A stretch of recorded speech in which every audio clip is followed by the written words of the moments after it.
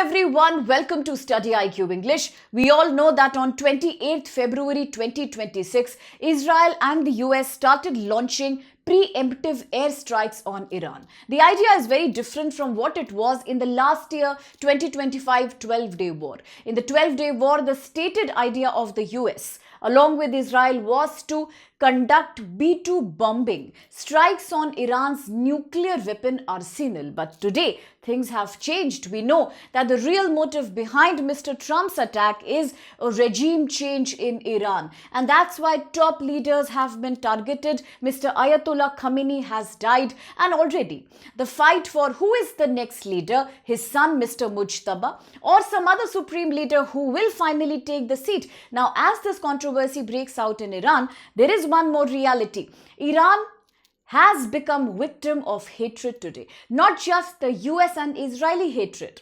Because in 2015 they had signed a JCPOA agreement. But then suddenly US cancelled and abrogated that agreement. They don't trust Iran no matter how much Iran keeps promising that I am a part of nuclear non-proliferation treaty and I am only using nuclear energy for peaceful purposes. But the reality is these two countries will not trust Iran. Today a war that is just a bilateral enmity between one camp, US-Israel, on the other hand, Iran, also a country that is disliked by other regional powers like Saudi Arabia, UAE. Today, Iran has been battered by continuous airstrikes. But there is one thing we must talk about, and this is that Iran refuses to collapse.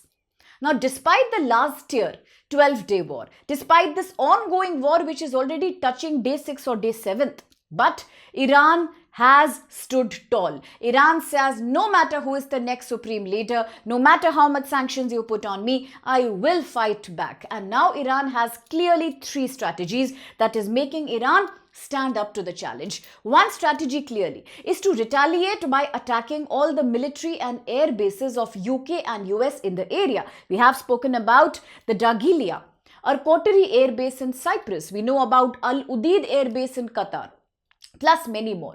At the same time, Iran also believes in financing and creating its own axis of resistance in the form of Hezbollah, in the form of Houthi militancy, as well as militias. But the third and the most important strategy which has enabled Iran to stand tall in the face of US-Israeli challenge is what we are talking about now. This is known as the strategy of saturation warfare. What do you exactly mean by that? Now, let's say war is a very expensive affair. We understand that today US and Israel both are using top-class sophisticated missile interceptors, but these are expensive and time-taking. On the other hand, what is Iran doing? Iran is using a strategy called saturation war strategy. Iran believes in overwhelming its enemy by shooting cheap and easy to afford drones and missiles, and ultimately there is such a big attack, a swarm of attack by these cheaper equipments that the enemy's system will one day fail.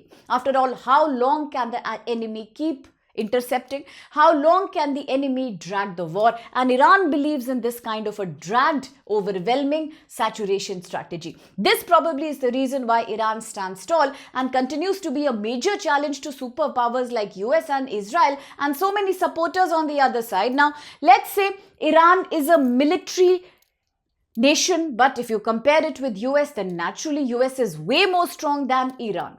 At the same time, Iran is also not as strong as Israel in terms of its military. But if you see today, Iran uses a strategy, as I just said, saturation. It's a part of asymmetric warfare. That means unequal warfare. It means a weaker country can find a very sustainable solution, a very smart solution by using cheaper and unconventional weapons to challenge stronger countries like US and Israel here. So what is Iran doing? As I said, easy to make and affordable ballistic missile, drone, large stockpiles of weapon. Although they are much cheaper to produce, you can produce them in real time. They are also quicker to manufacture, but one day they will overwhelm the power of your enemy. Now a small example if you see. The data says if US Patriot or Tomahawk missile, which we have spoken in the Hindu newspaper about at length, that these interceptors are expensive, say about $1 to $3 million. At the same time, if you compare this with Iranian ballistic missile, it's barely 0.8 to 1 million. See the difference in cost. At the same time, if you look at US MQ-9 Reaper drone, it is about 30 million. Compare this with Iran's Shahid drone. It comes to about $30,000 to $50,000 only as compared to US military sophisticated equipment. So now that you compare, you realize that by the time a country makes a missile receptor, by the time you invest in a technology like, say, Iron Dome, you will have to spend a lot of money. You will have to have a dedicated time slot for that. Because if the demand is high, the supply also has to match with the same capacity, and that usually doesn't happen. But what Iran does, Iran is using a much more cheaper technology so that one day the enemy equipment gets totally saturated. And that's the smart move Iran has been making in this war vis-a-vis US and Israel. Now, look at US and Israel. They have few expensive missile interceptors. Now, one thing is they are less in number, then it takes time to make them. They are very expensive. To stop one incoming missile, they may use 4 to 6 interceptors. So just see the comparative rate of usage. It's much more higher for US and Israel here. And their stock of Patriot missiles is also limited, about 6 to 800. If the war continues, what happens? On the one hand, Iran will keep shooting cheap, yet thousands of drones at them. And what will they do? They will keep on intercepting, but they will also have to cope up with the production cost, which is too slow for the kind of demand this war will create. Now, this also reminds me of the ongoing Russia-Ukraine war. We know that Russia is an economy which has historically supported Iran. Russia has said that I will conduct military naval exercise with Iran in the Persian Gulf. In fact, Russia was doing live fire drill with Iran as US was preparing to attack Iran just recently before the attack actually happened. But did Russia finally come and join Iran in the war? Did China actually come and join Iran in the war? Not exactly, because war is an expensive business, and we know that Russia itself has had tremendous defense expenditure ever since 2022. Russia and Ukraine have been doing the war, which is also unresolved right now. So you see, by saturation strategy, you can stand alone in front of an enemy might which is way more sophisticated than you in terms of weaponry and much more stronger military than you. Now, Iran is also storing too many missiles, especially underground mountain silos. This is also important, and this does remind you, I'm sure, about the Fordow facility of Iran. Remember, it's one of the largest fortified and underground uranium enrichment facility. So last year, US actually had to use a more expensive version of a bomber called US B-2 bombing technology, with which it was able to damage some of these sites, but still Iran revived back immediately. Iran showed resilience because it's too underground to be damaged by conventional warfare system. At the same time, you have Ishfire.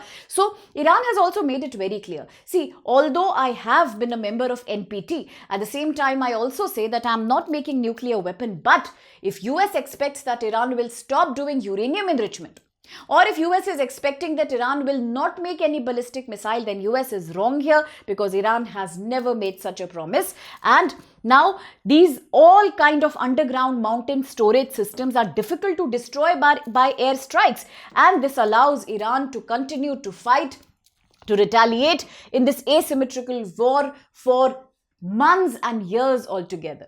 Now, what is to be seen is that how much missile interceptor expenditure and how much production can US and Israel cope with. Now, that's very interesting here. At the same time, because we are talking about this war, naturally, we must mention how the regional countries, the entire group of nations in the West Asia have been impacted. So, you know, all these countries, whether it's UAE, whether it is Qatar, Kuwait, Bahrain or Jordan, these are known to be hosting US and British air bases, military bases. These are all the bases in the Gulf nation, and now Iran will retaliate. Iran is already retaliating. That's the reason why Lebanon and Cyprus, two countries which were not even a part of the war, are today actively involved in this war. It's because of Iran's retaliation. So there are targets like ports, hotels, energy infrastructure, Plus, Iran has also chosen to close the Strait of Hormuz, a strategic choke point with about 20 to 30% of global oil supply that passes from here.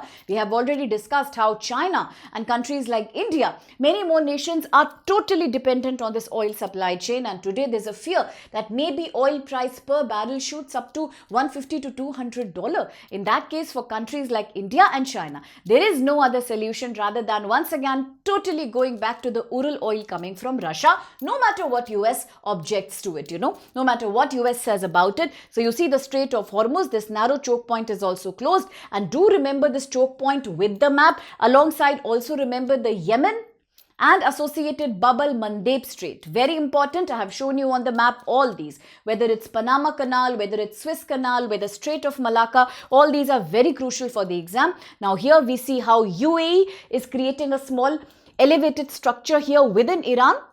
A very famous area also for his Bandar Abbas port, and this is the Strait of Hormuz. Because we are talking about Iran, you must also remember the Chabahar Port and Belt and Road Initiative of China, and how is this route associated with international north-south transshipment corridor in which India also has major stakes. Now don't confuse this with IMEC, that's also crucial. So right now the Strait of Hormuz is closed, causing a global economic crisis. Where will oil come from? Will it even be affordable, or should we totally start buying the oil once again from Russia? But there's one more thing here. Now don't assume that Russia will continue to sell us oil at a cheap price. For the last few months, years, Russia has done it owing to American sanctions, but today Russia will have a monopoly if Strait of Hormuz closes, and now it becomes a market dominated by seller. It's a seller's market. Now Russia can decide and hike the price because the oil will be in demand. So all these questions are crucial. A quick practice exercise here. With reference to recent Iran-US-Israel conflict and the modern missile warfare, look at these statements. 1. Asymmetric warfare is a situation where militarily weaker nations use cheap and unconventional weapons like drones, like ballistic missile to challenge the stronger military power. Second, Patriot missile systems are mainly designed to intercept incoming ballistic missile and aircraft. And third, Strait of Hormuz connects the Red Sea and the Gulf of Aden, and it's a major oil trade route in the world. So very interesting question, and if you want more details regarding answer, associated facts, then you must join our Telegram channel. Here's the QR code for the same. At the same time, do remember until 6th March, we at StudyIQ are offering you all our courses, whether for 27 or 28 at flat 55% off as a part of our Holy Hangama sale, and if you use my code SPLIVE, then you get further more discount on these. A wonderful opportunity because these courses offer from the scratch everything that you need for UPSC, whether it's books or material, whether it's mentorship guidance, whether it's classes, or whether it's revision, practice, map or news. Everything is covered. Hindi, English, bilingual. So join before 6th of March. Very little time is left for flat 55% off. Thank you so much.